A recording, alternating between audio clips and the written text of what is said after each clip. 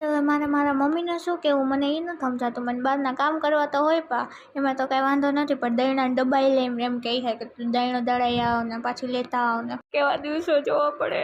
અમે લોકો મોલમાં ગયા હતા, થોડી ઘણી વસ્તુ લેવાની હતી, એટલે થોડી ઘણી વસ્તુમાં આખી ટ્રોલી ભરાઈ જાય.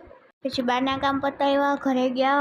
ત્યાં અમે લોકો નાના ઘરે ગયા. એમાંય આ ગટુડાને છે ને તમે દૂરથી રમાડો ને તો એવું મસ્તીનું રમતું હોય ને, પણ જો તમે એને હાથમાં લીધું તો એને હુંય વળગી જાય રામ જાણે. એ નકરું ભાંભર જ કરે, નકરું એટલે ટૂંકમાં રોય જ કરે. દૂરથી તો એટલી દાંત કાઢશે ને.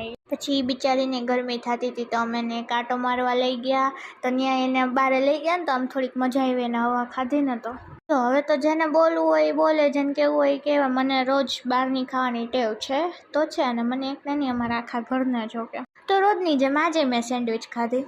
હું બેઠી મારા નેલ્સ જોતી હતી. મારા નેલ્સના કેટલા 1 મંથ થઈ ગયા, કેટલા ગ્રોથ થઈ ગયો, અને હજી શાઇનિંગ એમનામ જ છે મસ્ત. પછી ફાઇનલી મારી સેન્ડવિચ આવી, મેં ખાધું, પછી રીંગે આટો માર્યો. બસ આજ માટે આટલું જ. મળીએ કાલના બીજા મિની વ્લોગમાં. ટાટા બાય બાય, રાધે રાધે, જય માતાજી.